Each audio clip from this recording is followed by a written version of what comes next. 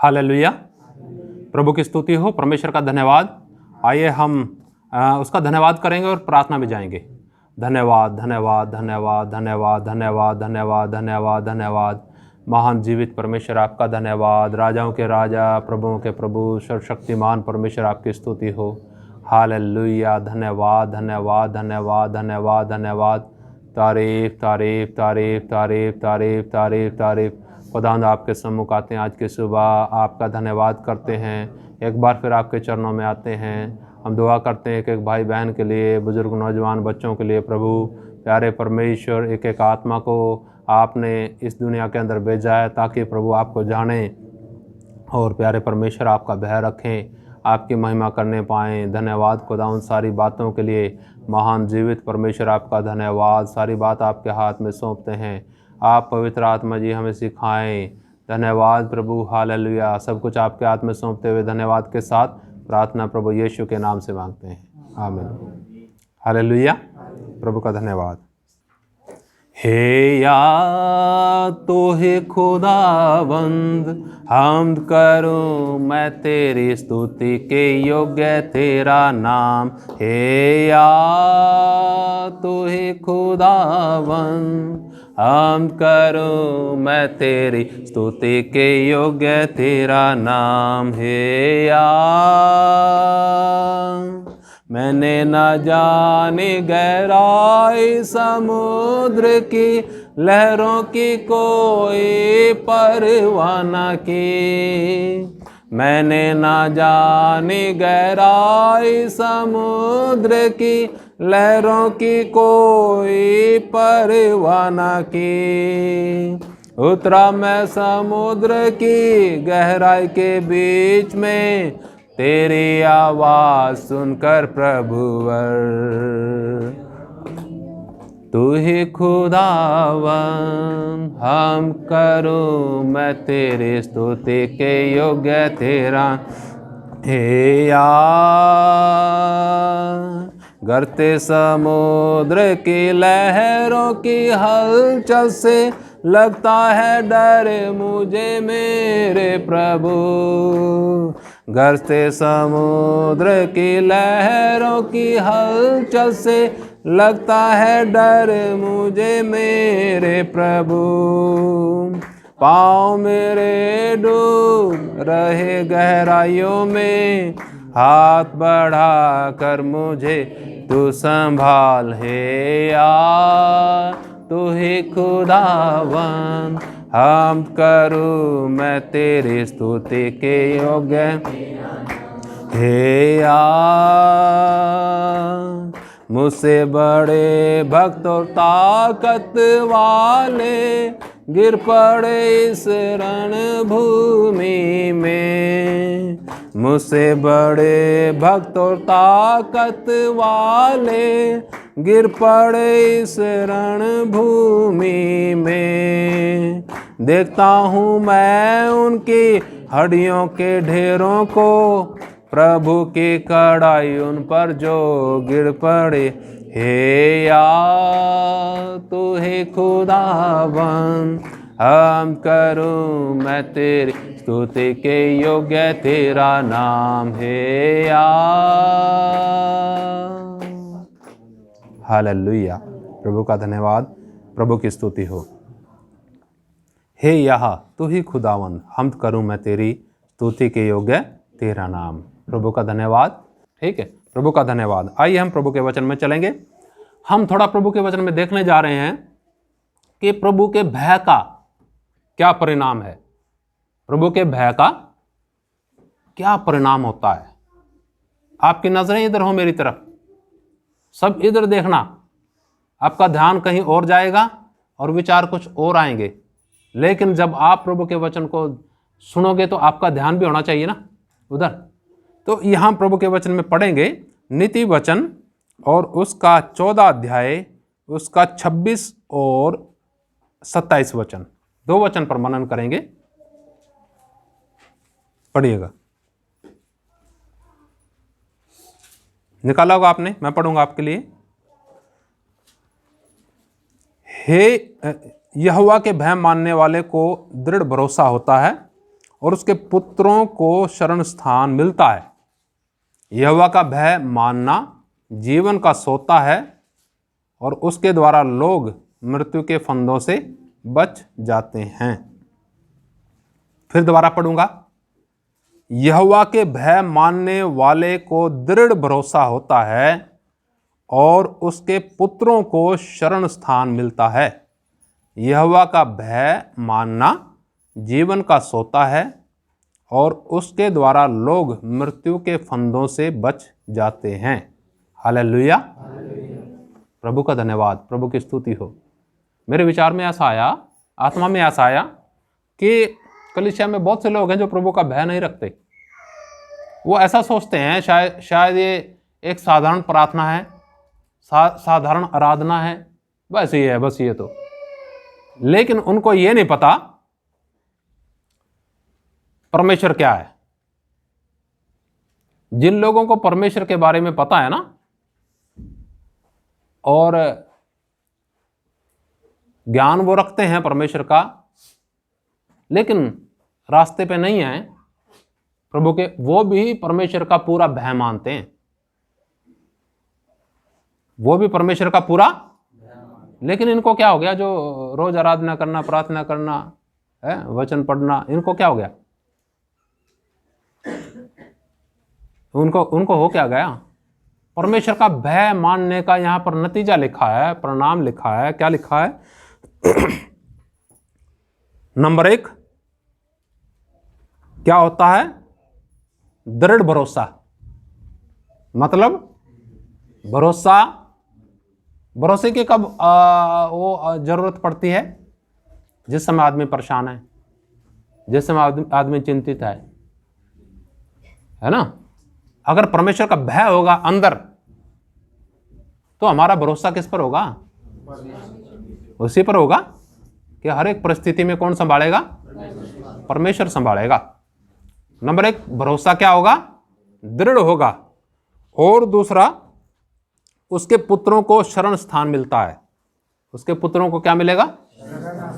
शरण स्थान मतलब प्रभु के छाए हुए स्थान में बैठा रहेगा, है? प्रभु जीवन दान देगा। किसको? एक आदमी जो शराब पीता है तो उसके बच्चे क्या बढ़ेंगे? अक्सर यही होता है ना, अक्सर यही होता है। लेकिन जो अच्छी संगति करते हैं उनके बच्चे भी क्या करेंगे? ये थोड़ा कठिन होता ना, ये थोड़ा मुश्किल होता है, क्योंकि अच्छी संगति तो अच्छा वचन, बढ़िया वचन सीखते सीखते भी नहीं आता, पसंद आ जाता कुछ और ही, और आसान भी है। वो कितना आसान है, जो अभी हमने भजन गाया, कोई आसान है? तो जब हम प्रभु के भय में जीवन व्यतीत करते हैं, हमारा भरोसा उस पर दृढ़ होता है, हमारे बाल बच्चों को शरण स्थान मिलता है। और लिखा आगे, यहोवा का भय मानना जीवन का सोता है। यहोवा का भय मानना जीवन का। एक व्यक्ति के अंदर उसके बाप का, माँ का भय है, ठीक है। और एक बच्चा अपने माँ बाप के थप्पड़ मारता है, समझ में आई? क्या होगा उसका? जीवन मिलेगा? क्यों करता है ऐसा वो? उसको डर नहीं है ना। क्योंकि जैसे माँ बाप अपने बच्चों का देख रेख करते हैं हर परिस्थिति में, चाहे मक्कार हैं, जो मर्जी है, सब कुछ तो करेगा माँ बाप। बच्चा ऐसा सोचता है कि ये तो माँ बाप तो ऐसे ही हैं बस, है ना। ऐसे ही परमेश्वर भी सब कुछ तो करता है हमारा, छोटी छोटी प्रार्थनाएं भी सुनता है, देखभाल करता है, सारी चीज़ें तो देता है वो। ऐसे ही है बस ये तो परमेश्वर तो ऐसे ही है, ऐसा नहीं है, ऐसा नहीं है। वो जीवन का सोता है, लेकिन उसे ही मिलता है वो जो उसका भय मानता है, रखता है। जिसके पास उसका भय नहीं कि चलो यहाँ प्रार्थना में बैठे हम, यहाँ तो भय रखो, और यहाँ से निकलते ही है क्या मरो है तो लेकिन यहाँ लिखा है परमेश्वर का भय मानना जीवन का क्या है? सोता है। और लिखा उसके द्वारा लोग मृत्यु के फंदों से बच जाते हैं। किसके द्वारा? परमेश्वर। लोग सोचते हैं आज्ञा मान रहे हैं, हम तो पढ़ रहे हैं ना बाइबल, गा रहे हैं ना गीत, गाते रहो गीत, पढ़ते रहो बाइबल, लेकिन भय ना रखो। समझ में आई? क्या ना रखो? भय ना रखो। भय रखने का मतलब क्या होता है? चाहे हम यहां हैं चाहे हम नहीं हैं, पास्टर के सामने हैं या नहीं है, एक दूसरा हमें देख रहा है या नहीं देख रहा, लेकिन एक तो है, वो देखता नहीं। श्रापित हैं वो लोग जो लोग परमेश्वर का भय नहीं रखते, मृत्यु के फंदे में भी हैं। ठीक है, मृत्यु के फंदे में आप ही हैं, डर तो है नहीं किसी का, किधर जाएगा? एक बैल है, बैल को समझ ही नहीं कहां जाना, और अगर वो उसका रस्सा हो तो मालिक उसे ढंग से ठीक ठाक भी ले जाए। जब तो प्रभु के वचन में लिखा कि तुम बैल और खच्चर के समान न बनो, जिनकी उमंग रास और लगाम से रोकनी पड़ती है, उसके पशु ना बनो, पशु के समान ना बनो। परमेश्वर ने इस्राएलियों की पूरी मदद करी, सब कुछ करी, ऐसे विश्वासियों की पूरी मदद करता है परमेश्वर, और विश्वासी क्या करते जाते हैं? बेपरवाह होते जाते हैं। लेकिन परमेश्वर क्या करता है? परमेश्वर चाहता है उसके लोग जीवन पाए विश्वास के द्वारा। कौन सा विश्वास? पाने वाला विश्वास नहीं। तो परमेश्वर जो कार्य करता है उसे क्या करेगा? पूरा तो करेगा। जो इंसान अपनी भावनाओं में होकर चलेगा, बिना परमेश्वर के भय से चलेगा, तो मृत्यु के फंदों में आएगा वो। लेकिन जो उसका भय रखेगा, चाहे हम यहां हैं, कोई हमें देखता है या नहीं देखता, लेकिन उसका भय अगर हमारे पास है तो जीवन का सोता है हमारे पास। समझ में आई आपको? एक तरफ मृत्यु है, एक तरफ है भय, मतलब है जीवन का सोता। ठीक है, अब परमेश्वर का भय के विषय में थोड़ा सा देखेंगे। ये देखा हमने यहां पर, आप वहां देखिएगा थोड़ा, निर्गमन की किताब, आइए और थोड़ा देखिए जरा, उसका 19 अध्याय में सीनै पर्वत के पास हैं इस्राएली लोग, सीनै पर्वत के पास हैं, और इसको आप घर में पढ़िएगा अच्छे से। परमेश्वर सीनै पर्वत पर उतर आने के लिए मूसा को कह रहा है इस 19 अध्याय में, सीनै पर्वत पर उतर आऊंगा मैं, इसलिए क्या करो, अपने लोगों को 3 दिन तक पवित्र करो। परमेश्वर ने कहा मूसा को, उन्होंने ऐसा ही किया। और जब 12 वचन में पढ़ते हैं, वहां पर लिखा है, तू लोगों के लिए चारों ओर बाड़ा बांध देना और उनसे कहना, तुम सचेत रहो कि पर्वत पर ना चढ़ो और उसकी सीमा को भी न छुओ।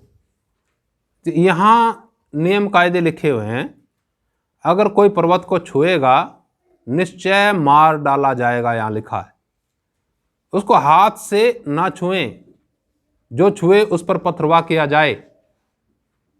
फिर लिखा है उसे तीर से छेदा जाए। अगर पशु भी छू जाएगा उसको, पशु को भी मारने का हुक्म था। ठीक,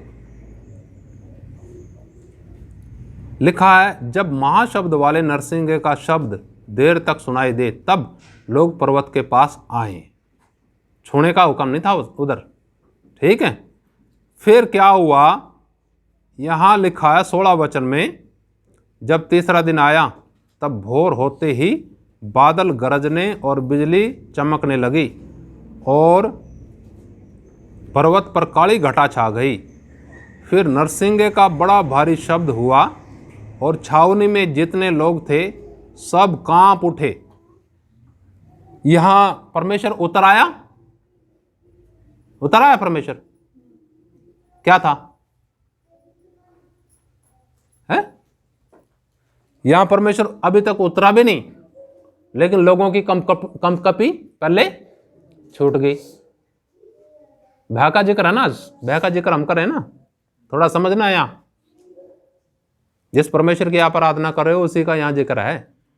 जिस परमेश्वर के साथ हमें हमेशा के लिए निवास करना उसी का जिक्र है यहाँ। लेकिन भय है लोगों के जीवन के अंदर है। फिर आगे देखो क्या लिखा है वचन में। यहाँ तो हो गया इतना, फिर आप इसे पढ़ना पूरा। फिर 20 अध्याय का 18 वचन से मैं पढ़ता हूँ। सब लोग गर्जन और बिजली और नरसिंगे के शब्द सुनते और धुआं उठते हुए पर्वत को देखते रहे और देख के कांप कर दूर खड़े हो गए। कंपकंपी छूट गई उनकी। धुआं उठता हुआ पर्वत जब उन्होंने देखा, सीनै पर्वत, और वे मूसा से कहने लगे, तू ही हमसे बातें कर, तब तो हम सुन सकेंगे। परंतु परमेश्वर हमसे बातें ना करे, ऐसा ना हो कि हम मर जाएं। उनका जी में जी नहीं रहा। समझे? जिस परमेश्वर की हम बात करते हैं, जिस परमेश्वर की आराधना करते हैं, वही परमेश्वर है यहां। उनके जी में जी नहीं रहा। जब बिजलियां कड़कड़ाने लगी है, उतरा नहीं अभी भी परमेश्वर वहां। मूसा को कहने लगे हाथ जोड़ के कि हमें क्या कर, तू ही बात कर, परमेश्वर ना करे। अगर परमेश्वर बात करेगा तो क्या होगा? बात सुनने के लिए है नहीं उनके कान, उनके अंदर हिम्मत नहीं है, उनके घुटनों में परमेश्वर की आवाज सुनने के लिए। आज कोई उधर भाग रहा है, कोई उधर भाग रहा, कोई चैं, कोई फोन पे। परमेश्वर बात करेगा ऐसे लोगों से, ठीक है? परमेश्वर का वचन सिर्फ उन लोगों के लिए है जो उसका भय मानते हैं। पढ़ा ना वचन में हमने? वचन सब पढ़ते हैं, इस वचन को सब पढ़ते हैं, पूरा ज्ञान भी रखते हैं, लेकिन वो समझते नहीं है क्या परमेश्वर। जो वाकई उसका भय रखते हैं उनका शिक्षक परमेश्वर है, पवित्र आत्मा सिखाता उन्हें। वो सब नियम कायदा सिस्टम में चलेंगे, वो कोई नहीं पकड़ सकता उनको, ठीक है? क्यों? क्योंकि है नहीं उनमें कोई ऐसी बात। तो आगे लिखा है वचन में, लोग कहने लगे कि तू हमसे बात कर, तब तो हम सुन सकेंगे। परंतु परमेश्वर हमसे बातें ना करें, ऐसा ना हो कि कहीं हम क्या हो जाएं, मर जाएं। मूसा ने लोगों से कहा, मत डरो, क्योंकि परमेश्वर इसलिए आया है कि तुम्हारी परीक्षा करे और उसका भय तुम्हारे मन में बना रहे कि तुम पाप ना करो। और वे लोग दूर ही खड़े रहे, परंतु मूसा उस घोर अंधकार के समीप गया जहां परमेश्वर था। हालेलुया। ये सारी घटना किस लिए हुई? है बच्चों का भय, माँ बाप, बच्चों का भय, माँ बाप का भय है बच्चों के जीवन में, तो परमेश्वर का क्या होगा? तो जीवन की छाया में है मौत की है। जो सिस्टम बताया, तरीका बताया प्रभु ने, कलीसिया का सिर कौन है?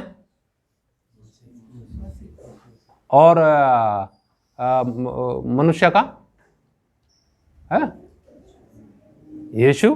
घर का मुखिया जो है उसका सिर कौन?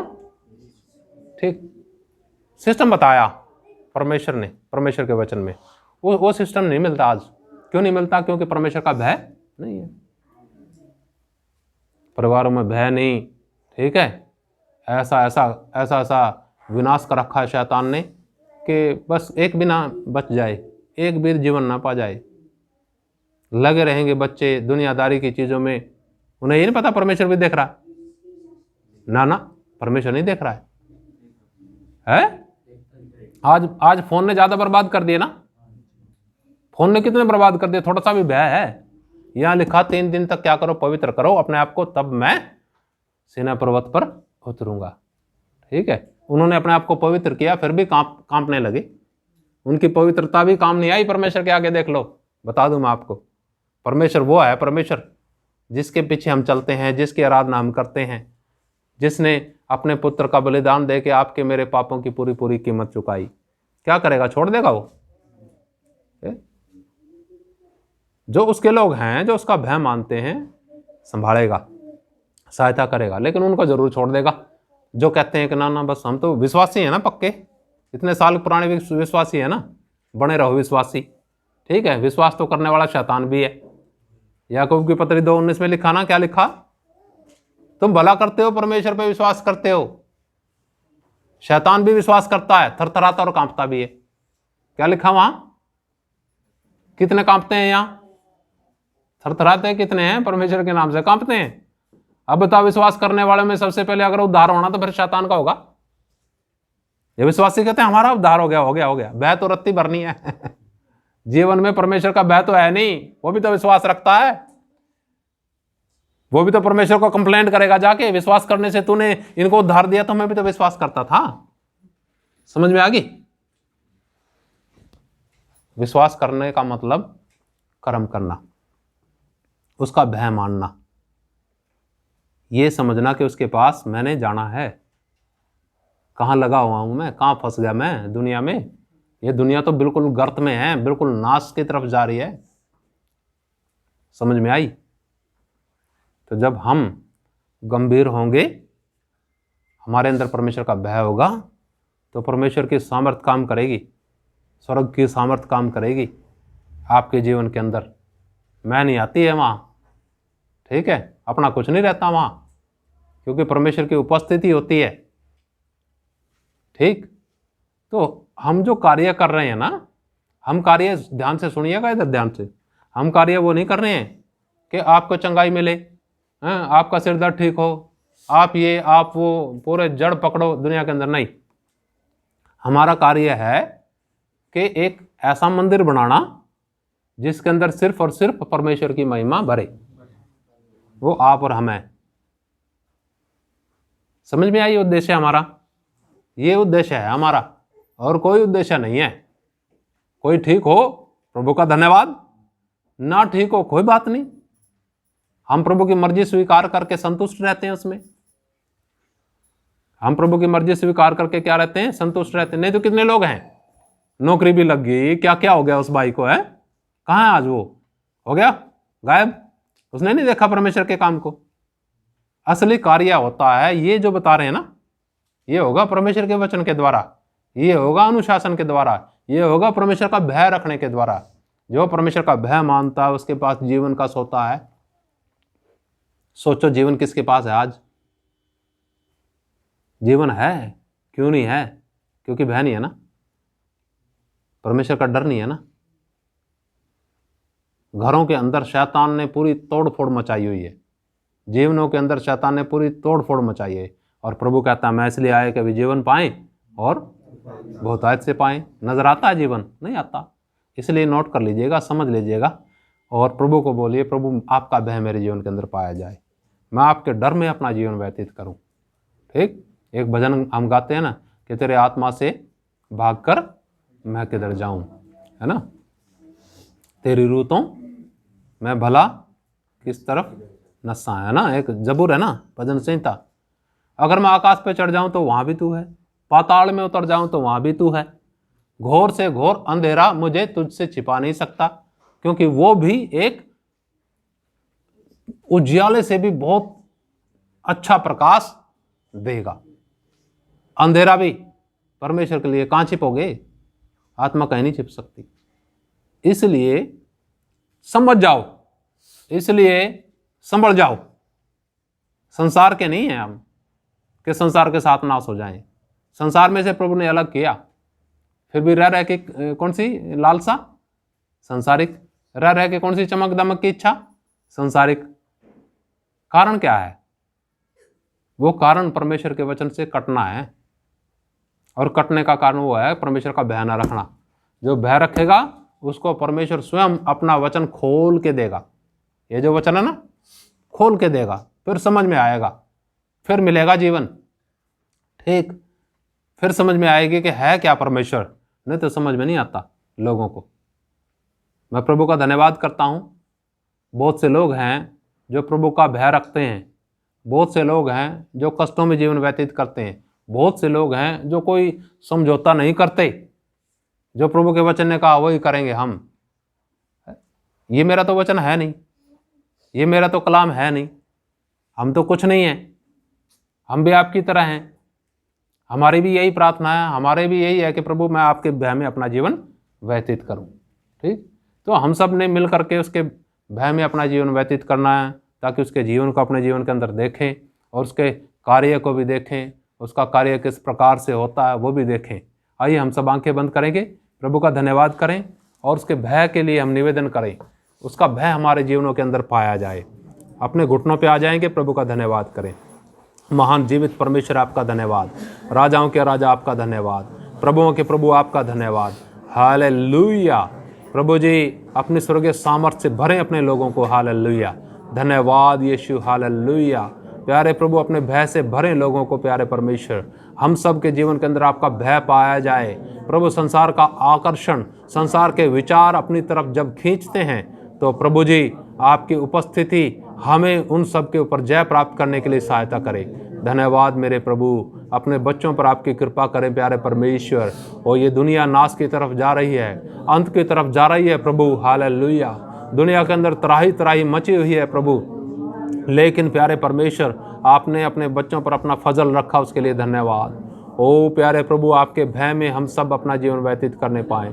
धन्यवाद प्यारे परमेश्वर, धन्यवाद प्रभु। सब कुछ आपके हाथ में सौंपते हैं। धन्यवाद के साथ प्रार्थना प्रभु यीशु के नाम से मांगते हैं, आमीन। जय मसीह की। मरनाथा।